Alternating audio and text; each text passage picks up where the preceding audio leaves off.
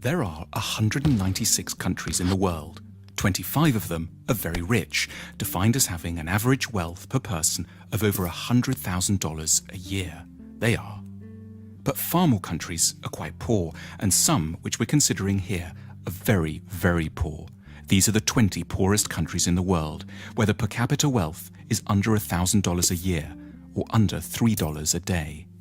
Every country is now more or less on a path to growth, but the poor ones are growing very, very slowly. If Zimbabwe continues at its current growth rate, it will qualify as a rich country in 2,722 years. What we want to know in this film is why some countries prosper and others stagnate, so that we can understand what rich countries are doing right and get a better grip on the challenges and hurdles facing poor countries. There are basically three factors that determine whether a country will be rich or poor. The first is institutions. Institutions are beyond important. Broadly speaking, rich countries have good institutions and poor ones have very, very bad ones. The correlation between poverty and corruption is direct. The richest countries in the world are quite simply invariably also the least corrupt ones. And the most corrupt countries are also the poorest. When countries are corrupt, they can't collect enough taxes to get the good institutions they would need to escape the poverty trap. Half of the wealth of the world's poorest 20 countries goes into offshore accounts. Lost revenues in these countries totals between $10 and $20 billion a year. Meanwhile, without an adequate tax base, poor countries can't invest in police, education, health and transport. Now, a more generous way to look at corruption is that it's really a case of clan-based thinking. Say you're hiring someone. In the rich countries, you're meant to do so simply on merit, interviewing lots of candidates, then picking the best one, irrespective of any personal connection. But in poor countries, under the sway of clan-based thinking, that approach would itself be seen as corrupt. It's your duty to disregard the so-called best candidate from an anonymous bunch in order to pick someone from your own team, your uncle, your brother, your second cousin, the guys from the same tribe. As a result, poor countries don't allow themselves access to the intelligence and talent of the whole population. There's a second thing that keeps countries poor: culture. What goes on in people's minds, their outlooks and beliefs. A striking statistic pops up here in relation to religion. If there's one generalization you can make about religion and wealth, it's that the less people believe, the richer they stand a chance of being. 19 of the richest countries in the world have 70% or more of their populations saying that religion is not at all important to them. The exception here is, unsurprisingly, the United States, which manages to combine great religiosity with huge wealth. More on that in a second. And conversely, the poorest nations in the world are also extremely believing ones. Here's how many people think religion and the supernatural is deeply important in the following countries. In the world's poorest country, simply everyone is a believer. Why is belief quite so bad for wealth creation? Because in general, religiosity is connected up with the idea that the here and now can't be improved, so you should focus on the spiritual and look forward to a next world instead. It makes quite a bit of sense when you live here. In the rich world, on the other hand, people are generally great believers in their capacity to alter their destiny through effort and talent. Incidentally, to explain the anomaly of the United States, religion seems not to slow down economic growth here because it's a particular sort of religion, an overwhelmingly Protestant and exceptionally materialistic kind. The American God doesn't want you to think of building the New Jerusalem in the next world. He wants it here and now in Kansas or Houston. There's another big factor that determines the wealth and poverty of nations: geography. Poor countries are overwhelmingly located in the tropical regions. This isn't a coincidence. Life is, in many ways, simply far, far tougher there. The problems begin with agriculture. Tropical plants are generally a lot less packed with carbohydrates. Poor countries have worse soil too. Also, and perhaps surprisingly, a tropical climate can be disadvantageous to photosynthesis.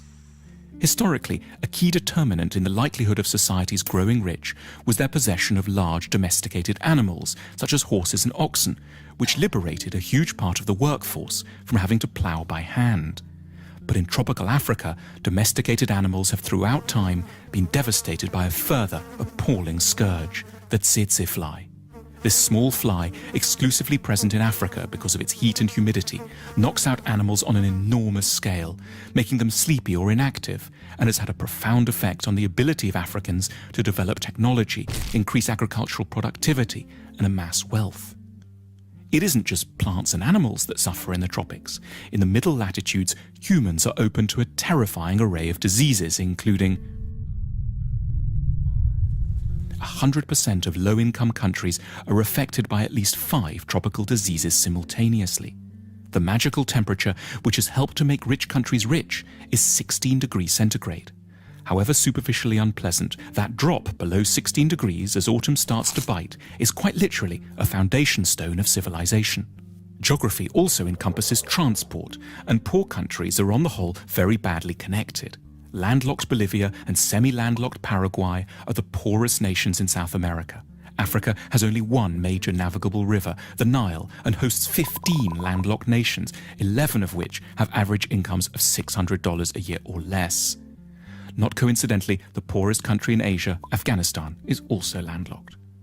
Then there's the matter of natural resources. Natural resources like oil or precious metals can be real trouble, and paradoxically, poor countries tend to have them in spades. These natural resources are what economists call intensifiers. They will help to make a country with good institutions richer, but one with bad institutions get even poorer, precipitating what's called the resources trap. So the Democratic Republic of the Congo is one of the world's most mineral-rich countries, holding most of the world's coltan, which every mobile phone has a bit of inside. But natural resource wealth helps elites to grab money without requiring the cooperation of the whole society. If the only way to grow wealthy is to assemble high-tech aero engines, for example, you're going to need your whole society to buy into the project. But if you just need to extract a few minerals, you can do so with a small labor force, some guns, and an airstrip long enough to ferry your loot out to market. The wealth from coltan keeps DRC armed rebels in guns and corrupts every level of society.